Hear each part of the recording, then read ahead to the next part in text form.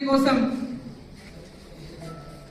కృషి చేయడానికి మాకందరికీ కూడా అవకాశం ఇవ్వాలని ఈరోజు అమృత్ స్కీమ్ లో షార్దార్లో అమృత్ స్కీమ్ కింద నిధులు వచ్చినా గ్రామ పంచాయతీల నిధులు వచ్చినా ఈరోజు పెద్ద ఎత్తున నేషనల్ హైవే పనులు జరుగుతున్నా బ్లాక్ స్పాట్స్ పనులు జరుగుతున్నా రైల్వే పనులు జరుగుతున్నా ఈరోజు ఎక్కడ ఏ రకమైనటువంటి అభివృద్ధి జరిగినా అవి కేవలం నరేంద్ర మోదీ గారి ప్రభుత్వం ఎన్డీఏ ప్రభుత్వం కేంద్ర ప్రభుత్వం నుంచి వస్తున్న నిధులైన విషయాన్ని ఇంటింటికి తీసుకెళ్లాలని చెప్పి నేను మన కార్యకర్తలను నేను కోరుతా ఉన్నాను.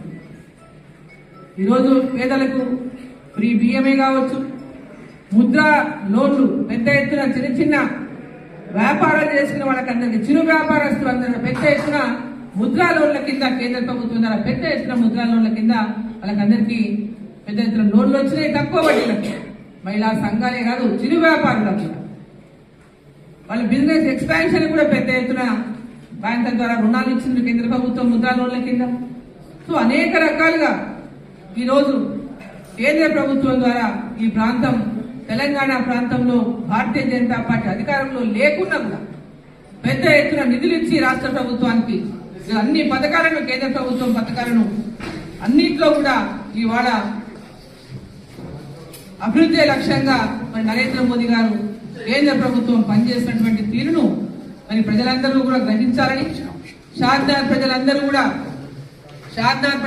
కూడా ఆశీర్వదించాలని భారతీయ జనతా పార్టీని ఆశీర్వదించండి, భారతీయ జనతా పార్టీని షార్దార్ మున్సిపాలిటీలో గెలిపించడని షార్దార్ పట్టణ ప్రజలందరూ కూడా నేను మీడియా ద్వారా కోరుతా ఉన్నా. వాళ్ళందరినీ కూడా నేను పెద్ద ఎత్తున విన్నవించుకుంటున్నా, ఈ అవకాశం మాకు ఇవ్వండి. షార్దార్ మున్సిపాలిటీలో మా అభ్యర్థులను పార్టీ నిలబెట్టేటటువంటి కౌన్సిల్ అందరినీ కూడా గెలిపించాలని చెప్పి నేను షార్దార్ పట్టణ ప్రజలందరినీ కోరుతా ఉన్నా. అక్క చెల్లెళ్ళని అన్నదమ్ములని వ్యాపారస్తులు కావచ్చు, యువకులు కావచ్చు, ప్రతి ఒక్కరు కూడా ఎన్నికల్లో మీ అందరూ కూడా మాకు ఆశీర్వదించండి, భారతీయ జనతా పార్టీని గెలిపించండి. ఇక్కడ కూడా మరి మేమందరం కూడా పనిచేసేటటువంటి అవకాశాన్ని మాకు కల్పించండి అని చెప్పి సందర్భంగా మీడియా ద్వారా నేను షార్దార్ ప్రజల్ని నేను కోరుతున్నాను. Thank you. Janata party single గానే పోటీ చేస్తుంది, భారతీయ జనతా పార్టీ సింగల్ గానే గెలుస్తుంది. ఇక్కడ ఎవరితో మాకు పొత్తులు లేవు, మీకు అందరికీ తెలుసు. మొన్న కూడా సింగిల్ గానే పోటీ చేసినా లేదా, ఎవరితో అలయన్స్ లేదు కదా. అభిమానులు అందరూ అంటే పార్టీని ఎవరైతే భారతీయ జనతా పార్టీ మీద అభిమానం ఉందో వాళ్ళు ఖచ్చితంగా ఓటే. ఇప్పుడు ఒక పార్టీకి ఈ రోజు ఈ పార్టీకి ఓటేసి రేపు అదే పార్టీకి ఓటేయాలని ఎక్కడ లేదు.